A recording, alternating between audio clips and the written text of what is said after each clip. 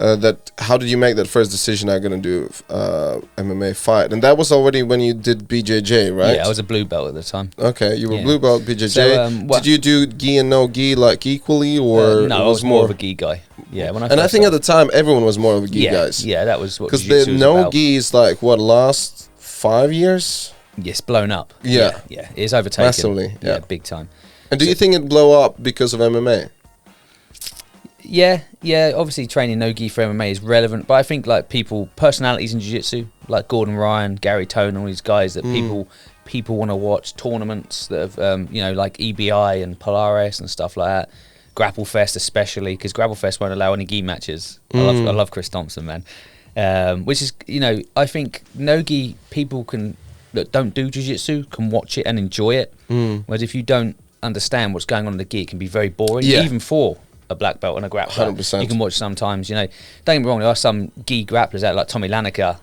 For me, I could watch that man do gi all day because he's just phenomenal and it's entertaining. You know what I mean? And that's the thing, like with how back in the days with all the blood sports and all the Van Damme films, it was about split kicks and about beautiful landings and all that. And then if you, on the contrary, you would show someone's two guys are rolling doing a gi or no gi, you'd be like, that's boring. What is this? Yeah. And I think that this is just my opinion. Again, I'm not, and the thing is, like, I've never really followed that much of an MMA and UFC. I'm honest with you. I'm more of the guy who just tries to do things instead of watching how other people do those things. Yeah. But obviously, I've seen some of the greatest fights, and I can really appreciate that. And then when you, even on some of the biggest MMA fights, when you see them just getting down straight away, grappling, and one is choking, the other person gets an arm bar, and you're like, oh, this is boring, this is not fun, right? But then when you get your head into this, like I started BJJ myself, I'm like, oh wow, that is.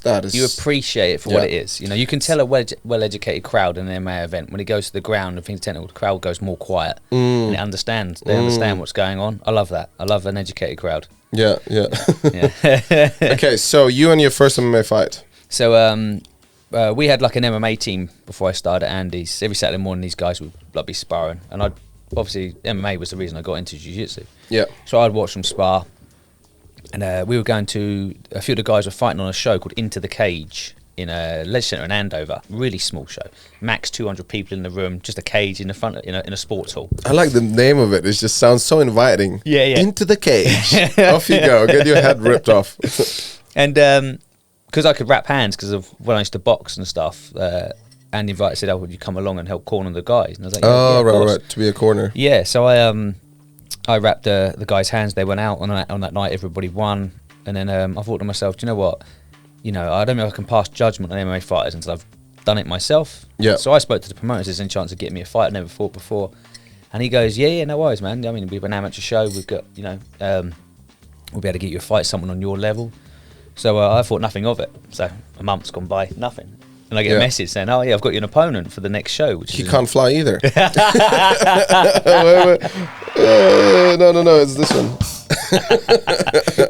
so you shit out of luck for fighting him. Listen, we found this guy. He can't get his ass on a plane. I think you guys same level. Oh shit. And I said, "Yeah, cool." So now my butthole's tightened up now. It's like, just like on that plane. Oh mate, yeah. And then I thought, okay, now shit's real. So I started training for it, and I really enjoyed the training. And then, I didn't know what I was doing at the time. And I remember going to the weigh-in. So I went to the weigh-in. So I really wanted like a picture of the stare down. And of course, because that's the most important one, yeah. Yeah. And then I get there, and I'm looking around and thinking, I definitely don't see my guy. I don't see who I'm fighting. So I weigh in, and I fought 66 kilos at the time. I walk around about 70, 71 kilos. And it was just my wife that was with me. I'm looking around thinking, I don't recognise anyone here. Where's this guy? And the opponent goes, Jay Butler, away into, and I said, is my opponent here? He goes, change of plan. I thought, oh, what? He's pulled out, I'm not fighting. He goes, oh, no, you're fighting. If you want to, obviously. He said, he's got injured, so we're going to replace you with a guy called Josh Skinner. And at this time, you couldn't fight amateur, it was semi-pro, so it was 3 4-minute rounds. Amateur now is 3 3-minute rounds. Mm-hmm. I thought, okay, he goes, oh, yeah, he's 3-0 semi-pro. I was like, you do know I've never fought before. And he goes, yeah, take it or leave it, is what it is. And I've gone, fuck it. You know what I mean? At that point, I've gone, do you know what? Yeah, I'll give it, fuck it. I want to fight. So I didn't really think anything of it. Went home, But don't you think it's better actually that you fight someone with more experience? Maybe that someone is not going to fucking like do something really crazy. Yeah. You know? But with MMA, you're fighting someone more experienced. Experience counts for everything, man. Oh, mate. Yeah, that's not. But I thought to myself, that's cool. It's just to get in there and have one and just see what it's like. So we turn up the next day. The adrenaline's pumping. One of our guys goes out. He wins. He comes back. Another guy goes out. He wins.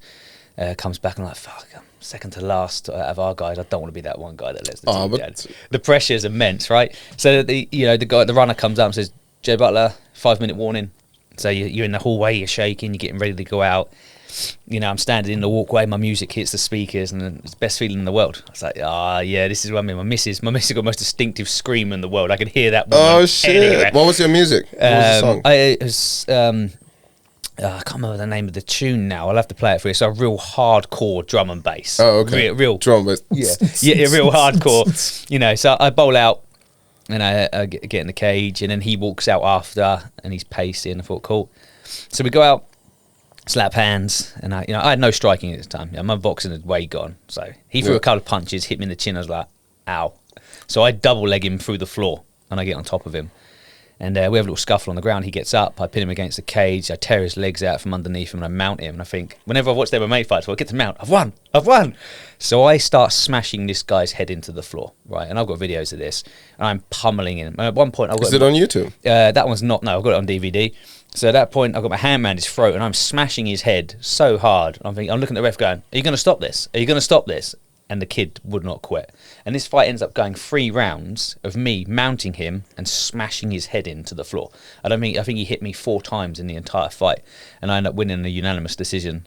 And I was buzzing. It was one of the best experiences in my life to know as soon as that final bell won that I've won. Even though I didn't stop him, knew that I've won. Oh, it was amazing. Amazing feeling. Yeah. So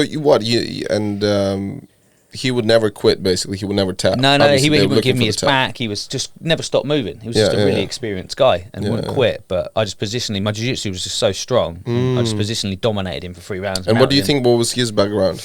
He was a grappler as well. He won 2 of his fights by submission and 1 by TKO at that point. But I don't know, maybe I just wanted it more. He underestimated me. But I felt in control the entire fight. Yeah. Right, nice. It's a great experience. And then...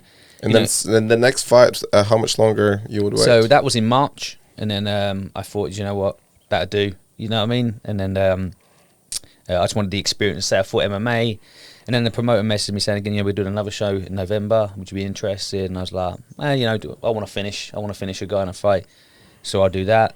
And then same show, Into the Cage. And at that point, Shock and Awe is another show in Portsmouth becoming really, really big. Brian Adams runs that.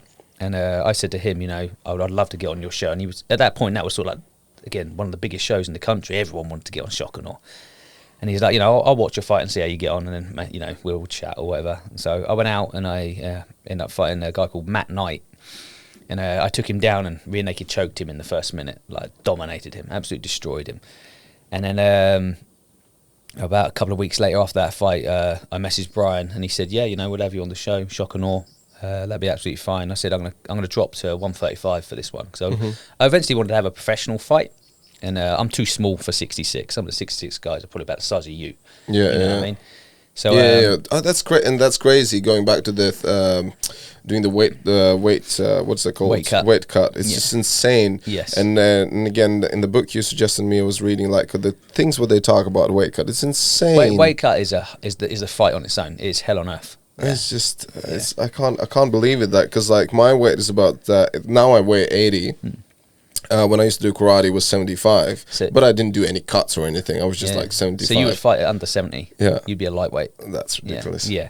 So I didn't sort of do like a proper weight cut for that. I sort of just dieted. I literally starved myself for a couple of months. I looked awful, shredded but awful.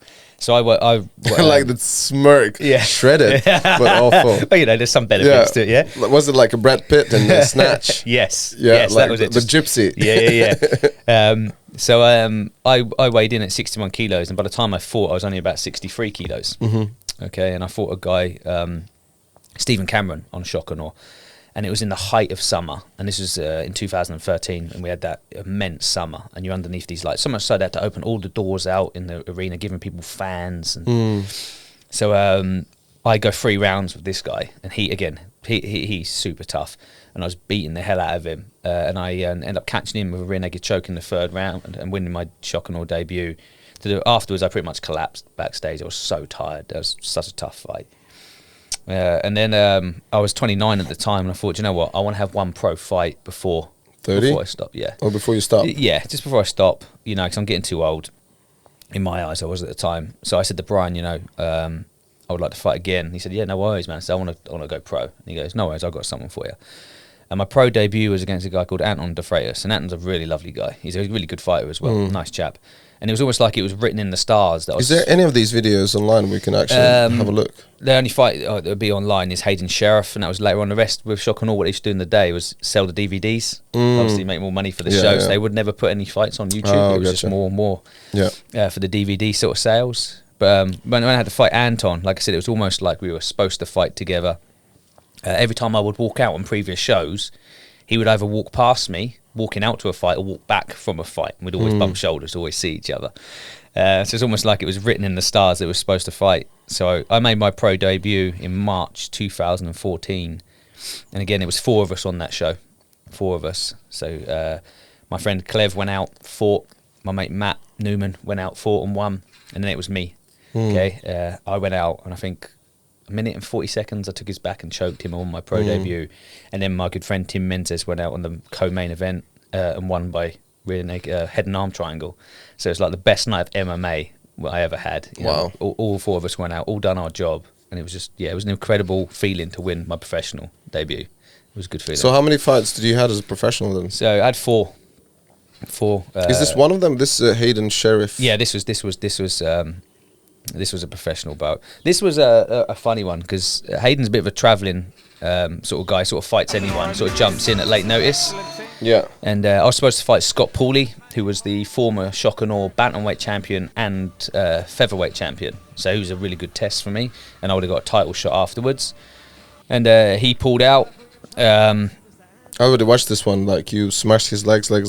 Yeah. And then he just went for it. He looks like he's like 15 years old. Yeah, he does. Yeah. he's a boxer. Oh, yeah. So he's a boxer, as you tell by his shorts and stuff. So he just throws down. And he was brought in at late notice. So I had to fight him. I didn't want to fight him, but it kept me. I'd done all that training. Yeah, he felt very awkward that you were kicking him in the legs. Yeah. He was like, why are you kicking me in the legs? Yeah, this one's a quick one. Yeah. But I just wanted to, get more cage time. And, fight. Oh, this was such a mistake for the guy when he gave you his when I mounted him, man, the noises his neck made, there's so much pressure behind that. Yeah, especially when you did this arching with your back. You such a conniving. Look at this. The pressure. When you're going to do, and you holding, it's fine, but now you're going to start arching. And push those legs back. Yeah, that was a panic tap. Get me out of here. Oh, my God. Poor boy.